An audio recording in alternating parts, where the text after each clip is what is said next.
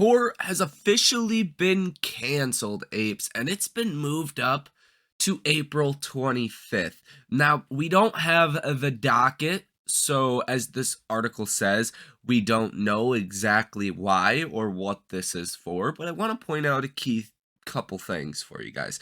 On top of that, we're going to talk about what's going on with AMC stock today, what the news was that kind of sent the markets down earlier in the day, and what to watch out for, because even again next week is going to be a massive week of earnings, and then the week after that going to be a massive week of earnings, and we are seeing stocks like Apple that are massive indexes in the S&P 500 falling quite dramatically today and really underpacing the broad markets. And we'll elaborate a little bit on kind of the margin call situation and collateral crisis that could be facing the shorts and the hedge funds very shortly. So let's get into all of this information. Hit that like button and subscribe to the channel. Source your comments, questions, or concerns down below in the comment section if you have not already. So this article came out here about an hour and a half ago. It says AMC hearing in ape conversion dispute moved to April 25th. AMC investors seeking approval for settlement of court fight. All eyes had previously been on hearings scheduled for April 27th. The next court hearing in a case alleging efforts by AMC Entertainment Holdings to convert its ape units into common stock and sideline retail investors who bailed out the company is set for April 25th.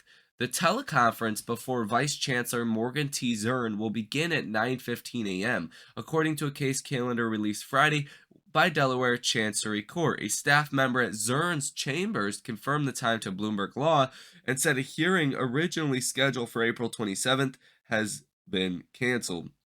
It wasn't immediately clear what specific matters would be discussed at the teleconference, but the hearing broadly concerns a settlement announced in early April that would let the company move forward with its controversial conversion plan after 2 months of fast-track litigation. A letter providing more details will be posted on the case docket soon, the staff member said Friday. The settlement, worth more than $100 million when it was announced, based on then current stock prices, would give each owner of AMC common stock an additional Class A share for every 7.5 they hold. Because the case is a class action, the agreement requires Zern's approval to ensure it's fair to outside parties, such as other investors. Goes on to say that the conversion was approved, and that each ape unit represents 1/100th of a preferred share. So basically alleging that AMC illegally let ape holders, including Intera Capital, which own 30% of the preferred units, participate in the conversion vote, which does not seem legal. And that's kind of the argument here. Now, Delaware's corporate laws generally require each class of shareholders to separately approve any changes that would diminish their rights. That includes dilution, the suit says. AMC also wrongfully supercharged the apes by directing a stock depository company to vote all 10 million preferred shares proportionately based on actual votes cast, according to the lawsuit, which was brought by a pension fund and 2 other shareholders. Class A investors, meanwhile, allegedly had to participate if they wanted their votes counted. Zern said February 27th that the company could proceed with its special shareholder meeting, but ordered AMC to wait until after April 27th hearing before implementing any changes. Investors, including ape holders, approved the proposal March 14th by an overwhelming margin, although a majority of common stockholders didn't vote. And this is a problem, right? This is a problem for AMC, and this is why they tried to settle out so quickly, is because they did do illegal practices. They were not supposed to let this happen like this. As you can see, Delaware typically does not let one party have an outsized voting power against another party when one party stands to benefit and one party stands to not benefit. And that would be something like dilution. So coming April 25th, right, that's going to be next week. That is going to be on Tuesday. I think, personally, given what we have heard right here, that you're probably going to see a new vote be ordered by common stockholders. And I think only common stockholders will be able to vote in this vote. And that's my personal opinion. Obviously, I'm not 100% sure. I obviously don't know. But as you can even see right here, there's been a tidal wave of letters. All eyes had been on the April 27th hearing after the judge declined to accelerate the timeline, April 5th, upending the expectations of investors and analysts following the closely watched case. That hearing will now come 2 days sooner. It wasn't immediately clear if Zurn plans to make a final decision April 25th or if the settlement approval timeline will be prolonged. It appears likely, at least, that she'll hear arguments on a bid by one retail investor formally enter the litigation so he can oppose the deal. And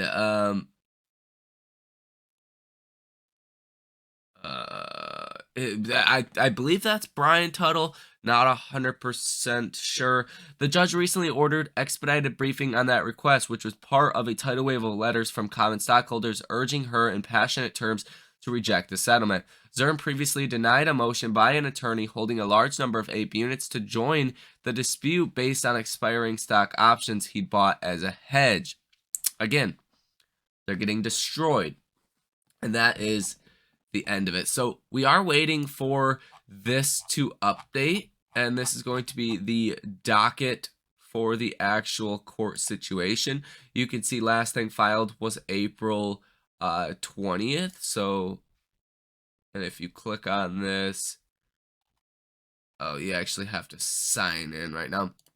But there has not been anything that has actually been filed in regards to April 25th as of yet. So we need to wait on that. But my personal opinion, it's getting moved up because it's bullish for us. This is bullish for AMC. AMC is probably going to have to do a revote. That's my personal opinion. Or maybe she just wants to throw this whole case out because that's a possibility. And she could say that they actually did break the law when doing this vote.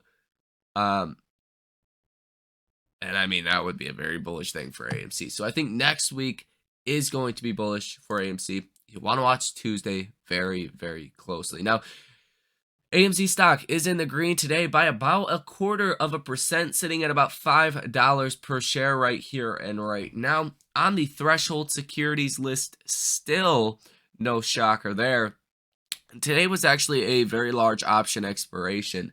So I expect even over the next hour and a half or so, you might get a big move. The market's starting to come down a little bit right now, but not too much. Now, the live short interest are free float at 26.37%, 135.16 million shares that are sold short.